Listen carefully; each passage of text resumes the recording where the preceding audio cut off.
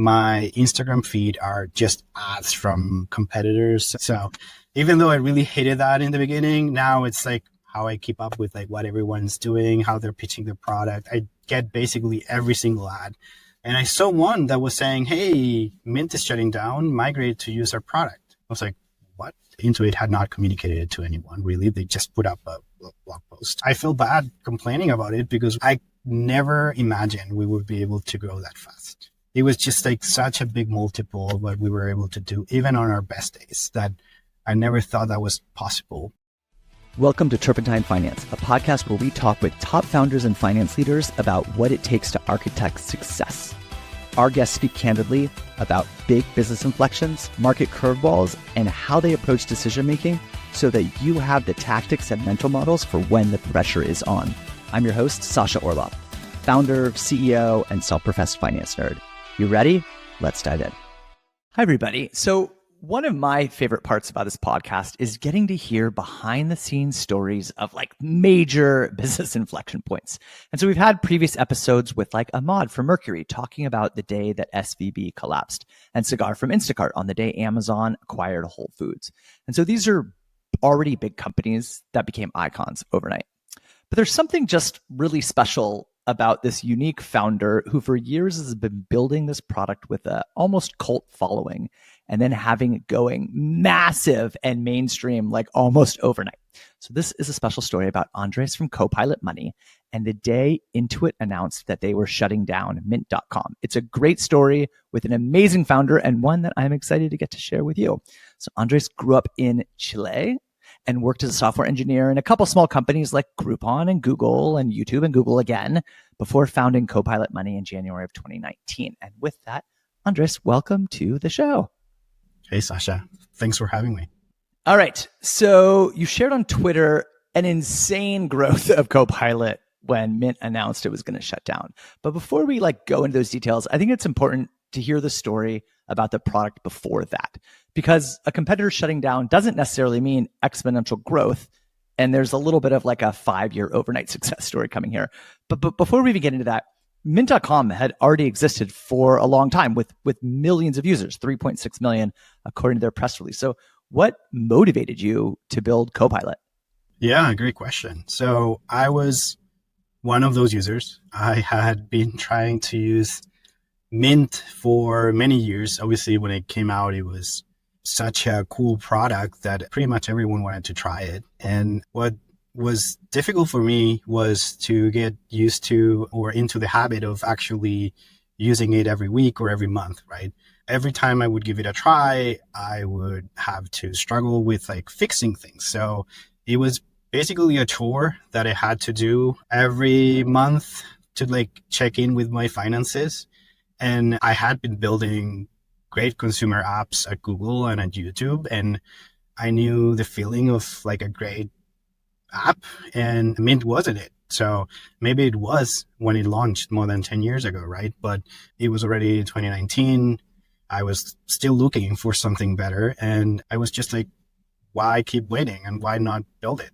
To me, it was mind-blowing that such a big part of our life, which is our money, right? What we do with it, how do we manage? Are we saving? Are we going to reach our goals?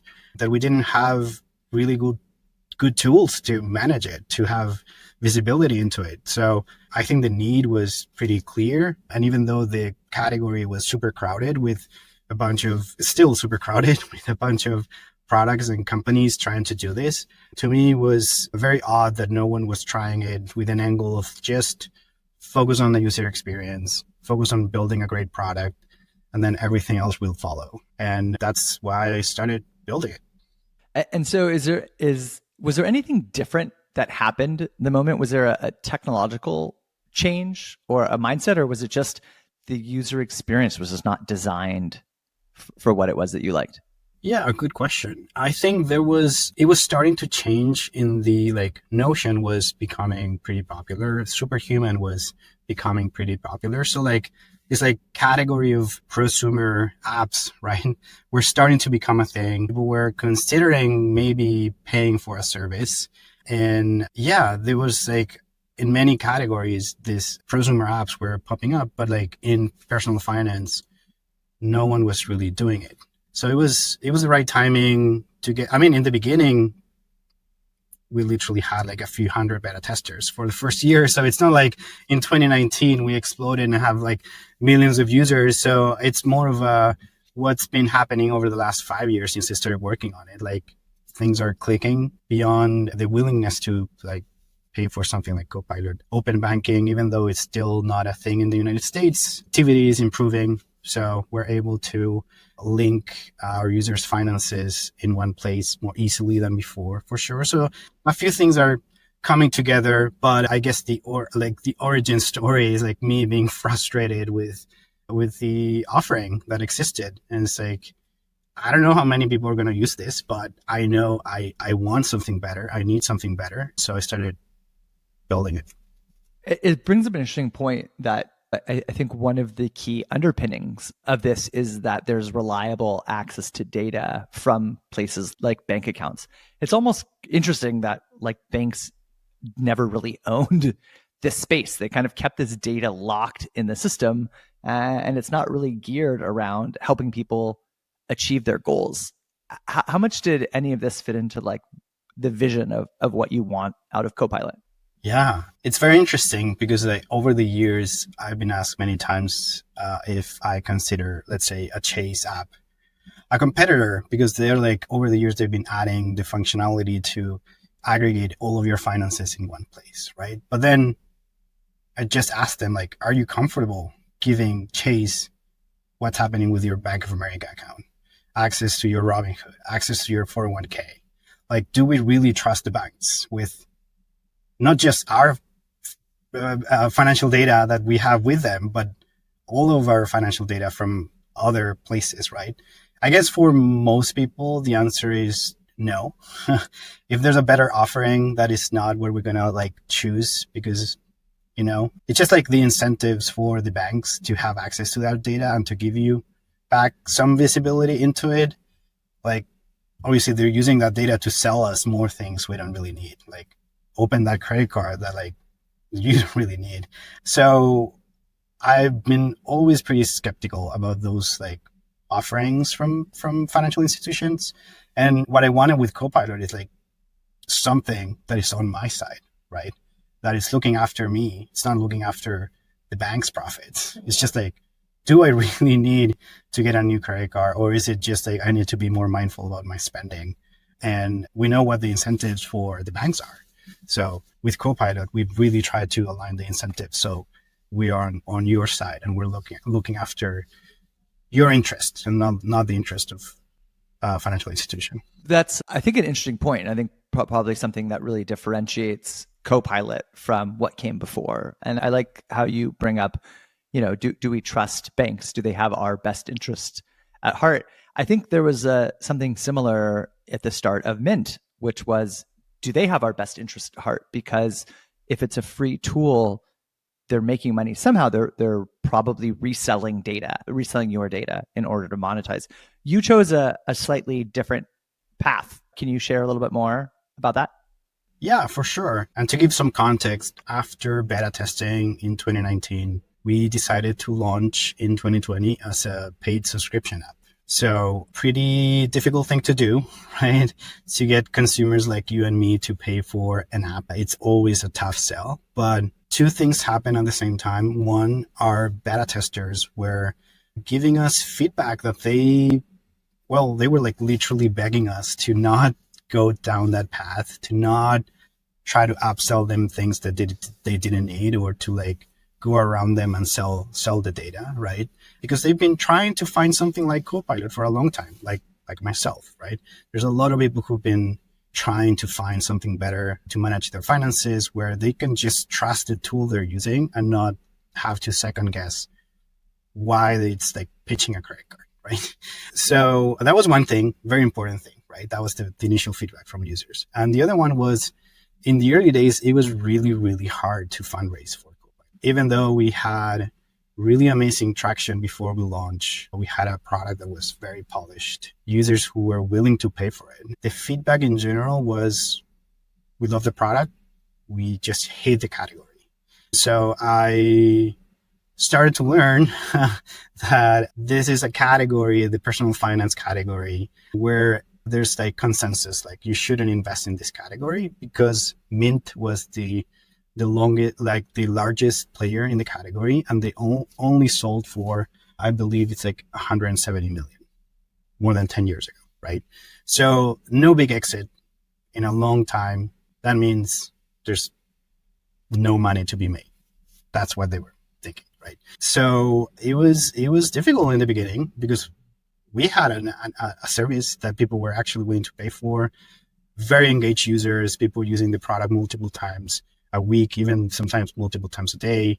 But it was really hard to fundraise for. So yeah, it was just like a matter of like, hey, we want to keep building this out.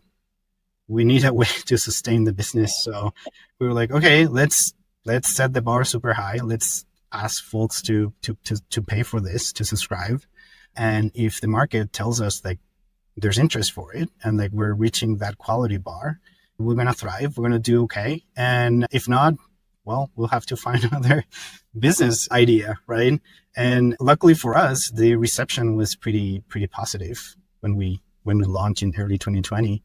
And it was resonating with a lot of people, like that we were really aligning the company to be on your side. And you, by subscribing, even though I know it's hard to get people to subscribe to a product, they were understanding, like by doing so, they were not only supporting the company, supporting the product, but also really aligning the incentives, right? Which is to me very important and in the way to build a business. And one of those things is like not going around you and like selling the data, even though someone might try to pitch it as like, oh, it's anonymized, right? You're still dealing with like very sensitive private information. So I just didn't want to have that like second guessing of like, oh, I'm using this product, I really like it, but are they going to be around in a year? Or how come they're like paying the bills? Like, how are they paying the bills, right? And so it was just like a mix of things that made it super clear how we wanted to start the business, run the business, and what are the priorities for us. So I know from as a founder of fundraising, it can be discouraging when people say no, or they say there's no market in what you're building, or it's been a decade. What keeps you going through that time period? Yeah, definitely our users. The fact that we have a very passionate user base that is actually seeing so much value out of the product that, again, they're willing to pay for it. That they're reaching out unprompted to us and being like, hey, just wanted to send you a message, like, love Copilot. Keep doing what you're doing. And that is the reason. That is why I wanted to build this out so that people out there who are looking for something like I was looking for when I started it, they can have an option, right? It's great that there are like free apps out there and they have different business models, but I think what we're offering is pretty unique and it's just resonating with a lot of people. So you see this wall of love from customers, and actually, you know, maybe in hindsight, probably not in it, but maybe in hindsight, it actually does really force a discipline, because if you have to rely on a paid model when there's free alternatives, you have to build a world-class product. Before we start getting into some of it, what are some of the features that you really love or that your users really call out in Copilot that felt different than, say, Mint or some of the other predecessors? I mean, before I get into the actual features, I think there's this like, we're definitely like a product-led, product-obsessed company. And that translates into the hires I've made so far, right? Half of the team is engineering and design, and the other half is customer success.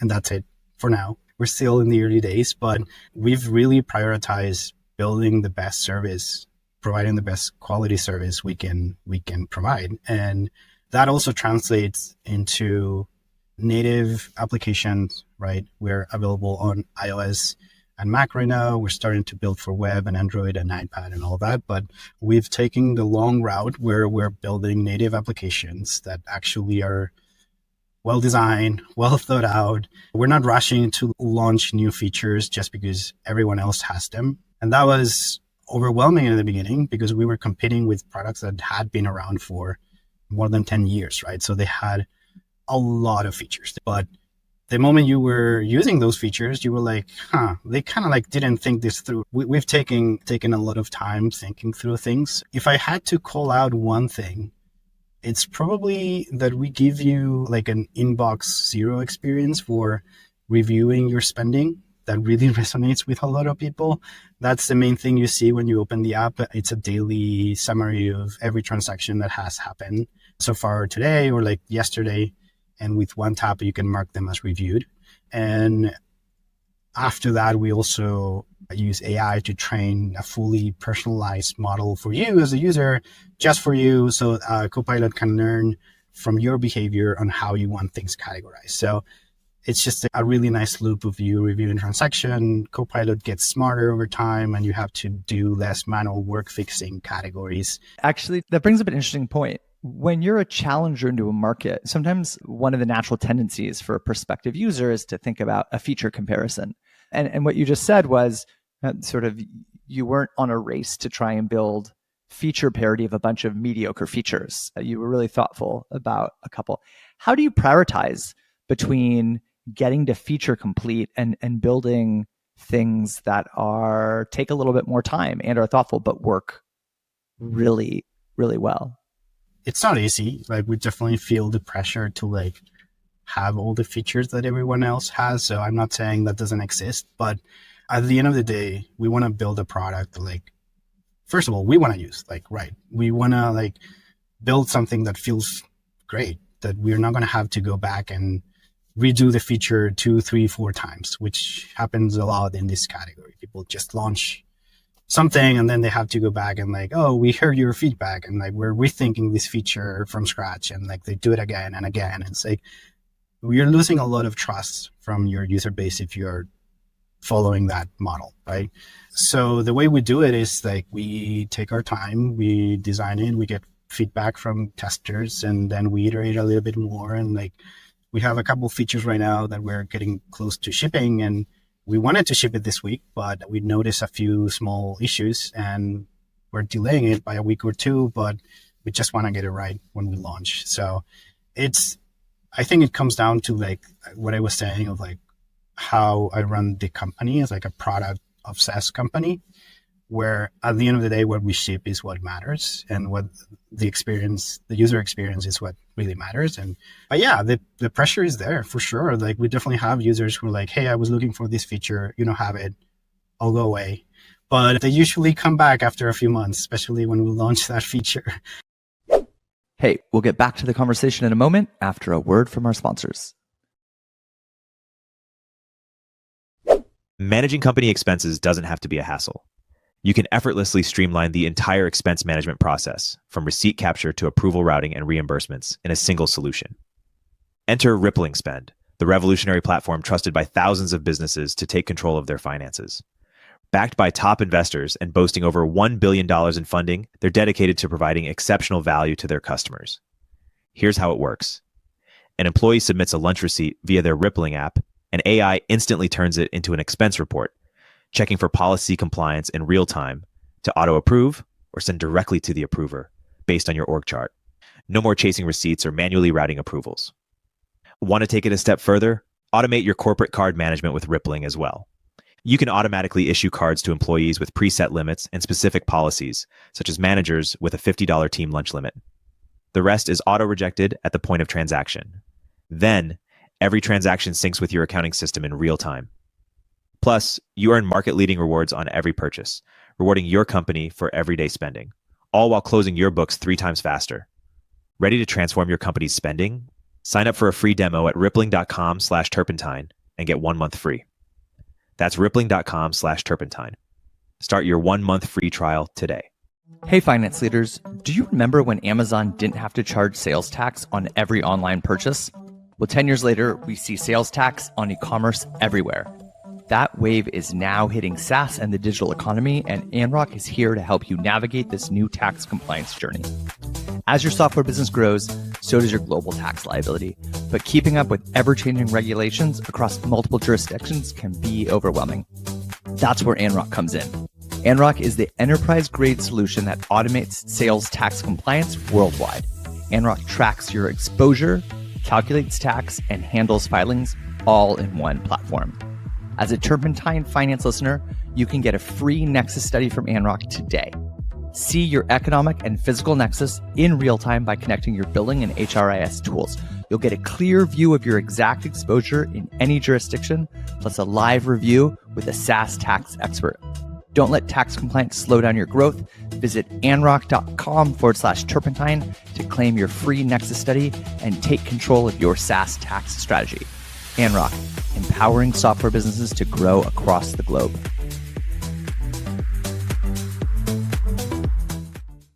There's a Stripe talks a lot about taste in what you're doing. It's hard to like a subjective measure of what level of definition is taste, but there's definitely an experience. I think Linear has a similar approach and Copilot also, where you know if something is out there that it is just going to be beautifully designed, intuitive, and easy to use. And I think that is hard to replicate. And it comes from the top. And having known you for a while, it's clear. And also, being a customer and liking myself. All right, this moment in time. So Mint announces it's shutting down in late 2023, which according to that image that you shared on Twitter, basically translates to a vertical line of growth. Like, I don't think you can have a more vertical curve than what it looks like is happening at Copilot. And so I want to dive into what is going through your mind through the stages of announcement through today. So the day you hear the news, how do you hear? Where are you? What's happening? So November 1st is like when the news broke and like everyone was aware of it. But a few days before that, I actually, this is pretty funny, but since I'm interested in the personal finance space, my Instagram feed are just ads from competitors, basically. So even though I really hated that in the beginning, now it's like how I keep up with like what everyone's doing, how they're pitching their product. I get basically every single ad that they put out. And I saw one that was saying, hey, Mint is shutting down, migrate to use our product. I was like, what? So I started to look into it, and yeah, there was a blog post that was announcing the shutdown, but Intuit had not communicated it to anyone really. They just put up a blog post. So it wasn't news yet. So I thought about tweeting about it, but it wasn't the right time to do it. So that's something I've learned over the years of using Twitter and like using Twitter to like get the message out about Copilot, that you need to know when to tweet, right? And so I was like, okay, interesting. Let's see what happens here. I was just kind of like keeping an eye on the news and seeing if like anyone's picking it up, or like maybe, just maybe, like no one's going to care. Like maybe it's just going to be like, oh, it went away. Like no one cared. Unlikely, but that was a possibility, right? And we also saw an email come through where Mint was shutting down their subscription plan, which I don't know if you knew about it, but they basically saw what we were doing with our subscription plan, and they were like, hey, we should do that. So Mint, for some time there, they had a premium plan, a paid subscription plan. And what was interesting, even though they had like millions of users, we were consistently making more revenue than they were with us. Significantly smaller user base. So anyway, so they communicated that they were shutting that down, and they emailed their subscribers saying that, but they didn't say anything really in that email about like, oh, we're shutting down the product. So then November 1st comes around, and in the afternoon, Bloomberg tweeted about it. And that's when people were like, what is happening? That tweet went viral. People were like quote tweeting it, and also Intuit pretended that everyone was just going to switch to Credit Karma, that it's like a completely different product that actually doesn't do budgeting at all. So that was a really, really rough time, I guess, for Intuit, of like trying to get people to be like, oh, I was using Mint, I'm going to use Credit Karma.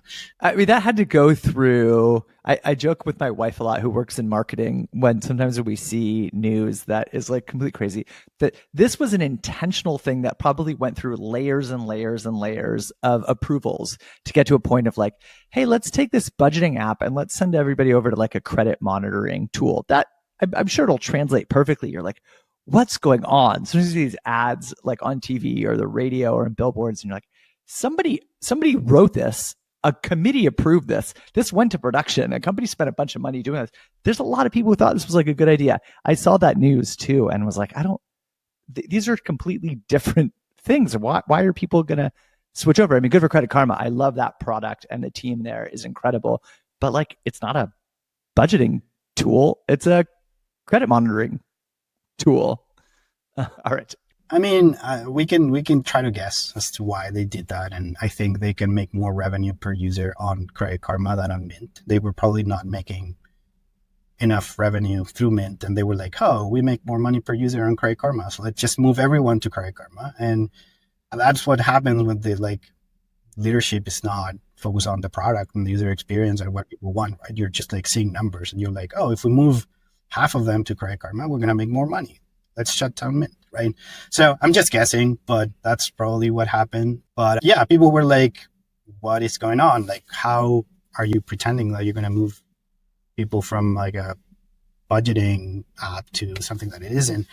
So that's when like everything started to go crazy. All right. So what's going through your mind? Like there's Bloomberg breaks news on the tweet. Like, are you thinking like, what do you tell the team? Are you like reaching out to press? Is press reach out to you? Are you like trying to craft your perfect tweet around like what's going through your mind as you see this? Yeah. I mean, my first reaction was to quote tweet the article that TechCrunch put together when we launched in 2020, where they were basically saying we were trying to become the Mint killer and Mint had died. So it was a good tweet, I think. And that went pretty viral. That got as many impressions as the original, close to as many impressions as the original Bloomberg article. So that also made a lot of people realize what was happening and like that Mint was shutting down. But sometimes you tweet, goes viral, you have some extra signups and it dies down, right? So in the beginning, I thought it was, okay, we're going to have a few crazy days of a lot of growth. And we've seen it before when, for example, MKBHD, he talked about his favorite new tech and he mentioned Copilot as the favorite new app on his iPhone. We had a crazy week, right? Like a lot of people sign up and we were just like, let's stop building features. We're just going to be doing customer support for the next week or so and trying to get everyone on board and on Copilot. So that was the initial reaction of like, okay, we've seen this type of wave before. We were definitely seeing a wave. We were seeing 5 to 10 times daily signups, what we were seeing before, but assuming that it was going to be like a pretty big wave and it was going to like go away, right? But it doesn't. And like more than 6 months later, like it still hasn't passed, right? But yeah, in the beginning, that was my intuition of like, okay, this is going to be a pretty big wave, probably the largest we've had since we launched, but eventually it's going to come down. But so yeah, in the first days, we were like, okay, customer support, like we're onboarding people. We're not thinking about reaching out to the press or doing anything. We're just like trying to manage the growth because it was already happening. We were getting, again, 5 to 10 times what we were doing the day before. It's just really testing your limits and like how much you can do in a day and like get people onboarded and answering tickets and making sure that nothing on the engineering side is blowing up or anything like that. So we were like very busy just trying to keep up with the incoming traffic. But so there has to be a time in which you're like, okay, this like happens before and we get 5x the volume for 1 day, 2 days, 3 days, 4 days, 5 days. At some point, you have to realize that this is happening indefinitely. Yeah. I mean, I still don't know if this is going to happen indefinitely, but here we are more than 6 months later and still happening, right? But no, I would say it took us like, when it was going on for more than like 3 weeks, that was like, okay, maybe instead of being a pretty big wave, it's just like the tide went up, right? So if you look at daily signups, it's usually like has some waves. Sometimes you get featured and like has some larger waves. But in this case, it's just like the chart was like, this is where we were before. This is where we are right now. And it's like staying there. So that's the funny thing is that was early December. And December, January are usually our like busiest months of the year because of New Year resolutions and people just thinking about their financial goals and they're looking for something like Copilot. So yeah, we had to just like, well, one, try to onboard as many people as possible as quickly as we could, even though most of it is like fully automated, right? If you've been building in fintech, like connectivity is an issue. Sometimes the data is wrong. Sometimes a connection goes down, and you need humans on the other end who are gonna like try to troubleshoot it with you. And that's part of the premium experience we offer, right? You can chat with us through the app, and usually we get back to people within a day. But it was already a few weeks of like a lot of growth, and we were falling behind. And first it was just, it's taking us 3 days to get back to people. Then it was like 5 days to get back to people. Then it was a week to get back to people. And obviously it was amazing to see all of that growth, but also it was putting a lot of pressure on us to like, how do we grow the team, and how are we able to manage 5-10 times the growth we were managing before, right?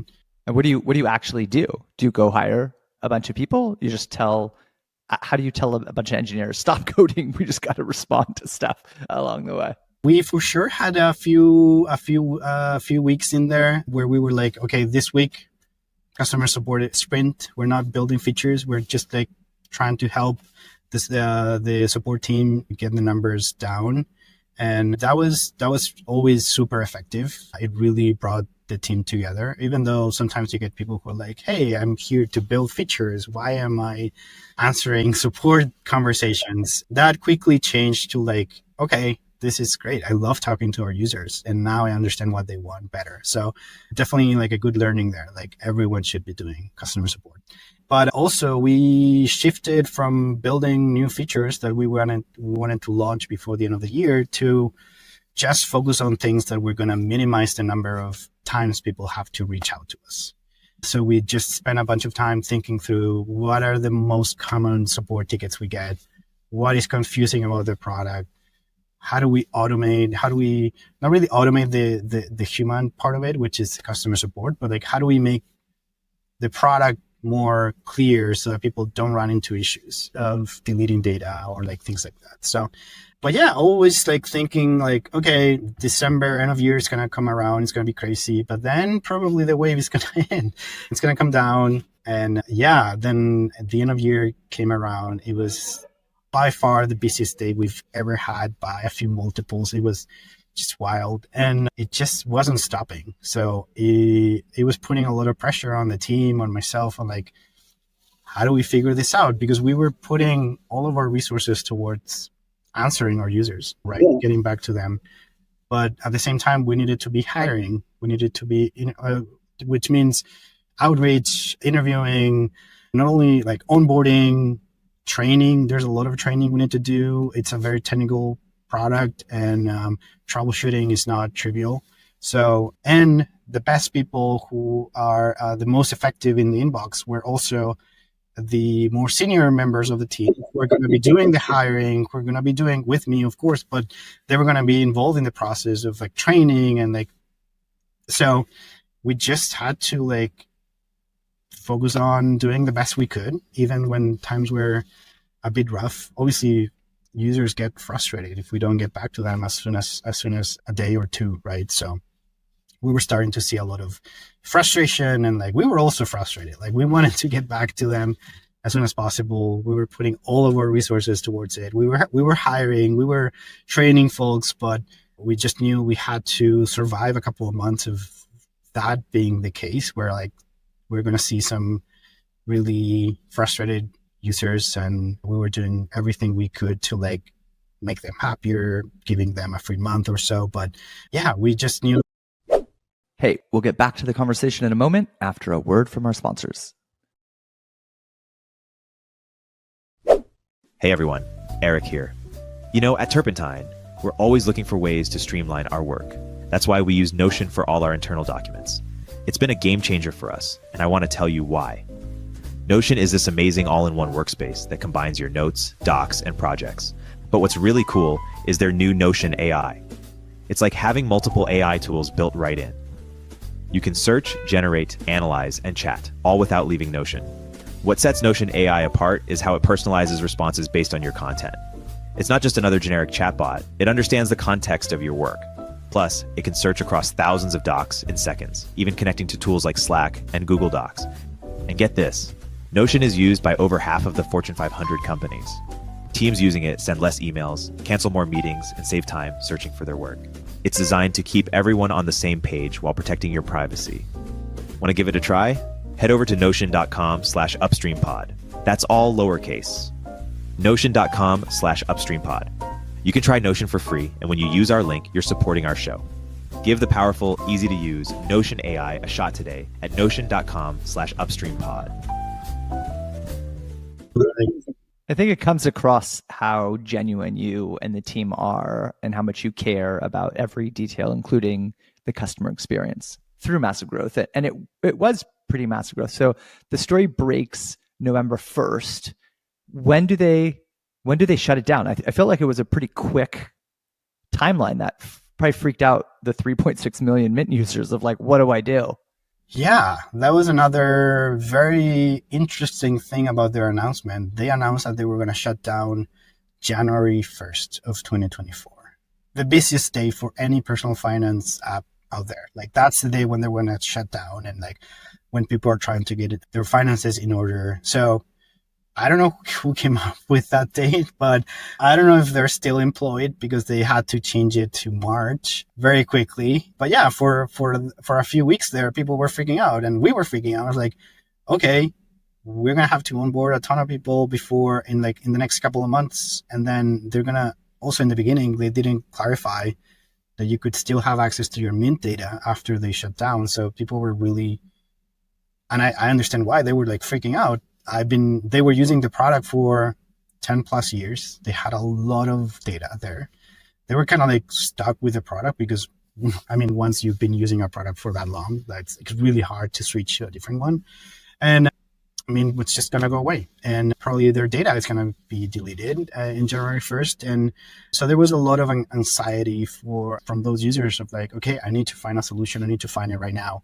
So we also had to build a way to import your Mint data into Copilot really quickly while everything else is going on, right? So yeah, really, really busy end of year there in like early 2024. But yeah, closer to the end of that of last year, they announced that it's actually going to be in March. But you know, once you announce a date, that's the date that people like associate with it. And most users were like very anxious about it. Yeah, I'm sure. As you sort of described it prior to the recording, it's the best of times and it's the worst of times at the same time, probably. I mean, truly, like I feel bad complaining about it because it was our ideal. Like I never imagined we would be able to grow that fast. It was just like such a big multiple of what we were able to do, even on our best days, that I never thought that was possible. And that is obviously fantastic for the business. Even though we were already profitable, this meant even more profitable, right? And that we were going to have resources to go and hire and grow the team and build for web and build for Android and do a bunch of things. But at the same time, we were dealing with a lot of frustrated users who were paying for this service and they deserve a really good experience, especially with us helping them troubleshoot things, and they were not getting it. So yeah, I had to stay away from all social networks for a little bit and just really focus on answering tickets and like getting the team to a good place and hire and like train folks and get them onboarded. And yeah, it took some time, but we got there. As you reflect back, what do you think some of the lessons learned were? What would you have done differently, maybe? Yeah, knowing what I know now, the moment that was announced, I should have just assumed that a lot of people were going to find us and they were going to like switch to using Copilot, and we should have like just started hiring for a bigger customer support team right then and there. I incorrectly assumed that this was going to be more of a wave. Like it had happened for many times during the last few years, but this was very much a disruption in the category that I had never. So I think that's the main thing. I would have been more aggressive with like, okay, we need to go and hire right now instead of trying to pull through with the team we had and just focus on it. And things were going to slow down eventually a little bit. and we were going to be able to catch up. But that's really, really the main thing. So you're coming through this massive growth cycle. You're profitable, as you said. A lot more customers for a paid product means a lot more revenue coming in right away. But you went out and raised a round of money. You raised a Series A led by Adjacent and some pretty notable angels: Jeff Weinstein, Len Richitsky, Brian Levin, Amanda Kuhn, Scott Belsky, and obviously a bunch of other really great early stage funds: Ludlow, Restive, Shrug, Oak, Exponent, which is obviously very exciting. So congrats. You get to prove all those early haters wrong. Why did you decide to raise now? It was really a matter of like looking at the year ahead and knowing how strongly we were being pulled by users to do more, to be on more platforms, to have more capacity to onboard users. It was hard to not look at that and be like, okay, the opportunity is there. And even though we were profitable, we're profitable, it was just going to take a longer time to get to do all the things that our users were pulling us to do, right? To build a web team, to build an Android team, to be more aggressive in terms of like hiring in general. And it was just like the opportunity was so big and so forced upon us in a way, like that we just had to respond to it. And I was lucky to meet Nico from Adjacent one day, and we were just chatting about the business, and like he understands subscription businesses, consumer subscription businesses like no one else probably. And I wasn't actually fundraising. He was like, he sent me a term sheet the morning after we chatted, and he was just so convinced that like the metrics were amazing and like we were doing a good job, and that I was like, okay, sure, I'll take the money. Like, again, this was like when we were like just trying to do a bunch of things, and I didn't have a lot of time to be out there fundraising because I was with the team just getting back to users and helping them onboard them. So it was just like a good coincidence. Like we chatted, and that ended up coming together really quickly. I mean, it's like such a great hero story after such a cult following and building a product that people just love to get it to see, to come to light. And after trying to fundraise and being told the market's not big enough and you can't do it, just to kind of, I know you can't say it out loud, but I love the like kind of I told you so. And obviously the jury's still out. There's a lot of way to go.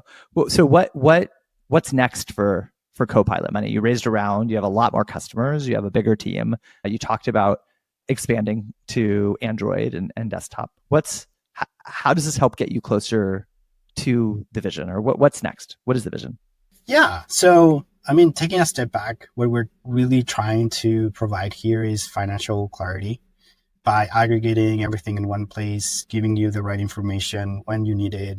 So you don't have to second guess when you're like making investments or how much you're saving, right? The incentives that all the investment apps have is like, oh, we want you to put more money and invest more, right? So they're not going to be telling you necessarily like what your returns are. And we're like on your side, and like that's the thing we put in front of you. It's like, okay, you can easily see how your Coinbase is performing against your wealth fund and your Betterment and your 401k, right?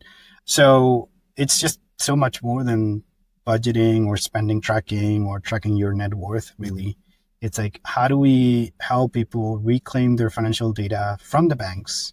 The same data they're using to try to sell us things we don't really need, like more credit cards, and just put it towards helping us reach our own goals, right? Our own financial goals. And that's a big thing we want to get to do this year's and in the years to come, is like help people not only understand their financial past and present, also look into the future and see how different decisions, different goals, how much they're saving, how they're investing, it's going to impact their retirement and like reaching their financial goals. So it's a much larger vision than what you would assume we're after, which is like quote unquote a budgeting app, right? Which is an interesting thing and an interesting concept for a lot of people. It's like, oh, I don't need to budget. Actually, it's just a tool. Like if you want it, you can turn it off on Copilot, but it turns out it's like pretty useful to set some goals, right? Who knew? And actually a lot of like people who do really well with their finances, they do budget and they do track their finances. So, and clearly people are taking notice. Apple awarded you one of the favorite 24 apps of 2024, which is obviously exciting. I think for those that feel overwhelmed about budgeting or paying attention to money, ignoring it doesn't change the truth. And actually, just personally, it reduces stress, actually knowing so that you can take action. Actually, my wife and I do an offsite every year around Copilot Money. And how did we do? And are we achieving our goals? And how are we thinking about our kids and our retirement and our life? And what can we afford to do? And it is one of the biggest stresses in marriage. And so whether you're single or you're married, it really does reduce your stress, and you make it just so easy not to. But sorry to go back. I'm digressing. I'm sorry. I'm excited about what you guys have been doing. I have for a long time. But just you were awarded one of Apple's favorite 24 apps 24. Is that something that you orchestrate? Is that just like how does that happen? Yeah, good question. Actually, a lot of people assume that whenever you get featured by Apple, it's like maybe it's something you paid for. Like, like nowadays everyone questions like, you got featured as like in this like website or like app store, like, did you pay for it? And actually, you don't even know you're going to be featured until you actually open the app store and then you're featured, which is really weird, but also awesome in a way that's like very, I don't know, very organic, very like natural. Like there's no way for you to get to force or like pay Apple to feature you in that way. Yeah, whatever you pay, it's not going to reflect their billions and tens of billions of dollars of revenue. So they can just actually genuinely say, this is one of our favorite apps on the store. I mean, they have a team that works on like just like looking after the app store and like finding the best apps. And that was probably one of the proudest achievements we've done. It's like being an editor's choice in the app store. It's like really hard to get that badge, and it really means you're doing something right. And it's just been a recognition of years of building this out, right? Even though a lot of people are discovering us now, we've been around now for around 5 years since I started the company, and an overnight success. The overnight success, 5 years in the making. As you look back, obviously, it's a pretty proud achievement to be named one of Apple's favorite apps. Any favorite user stories or favorite moments over time in the building of Copilot that you want to share? I mean, there are a few, and I've been lucky to like, whenever we hire folks, most of them come through the user base. So we've had the luxury of hiring folks who were first Copilot users, and the fact that they were interested in like applying and working here is obviously amazing. I would say is when people reach out unprompted and being like, hey, just wanted to let you know that I reached this financial goal.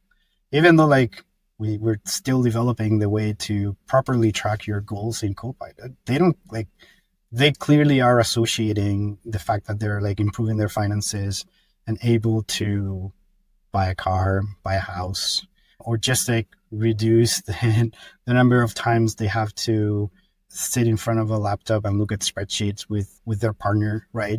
And have fights over it, that they just send us messages being like, you know what, like, thank you. Thank you for building this. Please keep doing it. And yeah, I would say that's the best part of building Copilot. I love it. All right. So everybody listening, go download your Copilot Money right away. Andres, thank you so much for being so generous with your time and your advice. I appreciate it. All right. Bye, everybody. Thanks for tuning in to Turpentine Finance. Share it with your executive team, direct reports, friends, and family. And if you want to support the show, the best ways are to leave a review wherever you're listening and subscribe. Turpentine Finance is part of Turpentine, the podcast network behind Moment of Zen, Turpentine VC, Age of Miracles, and more. Shows for experts by experts in tech.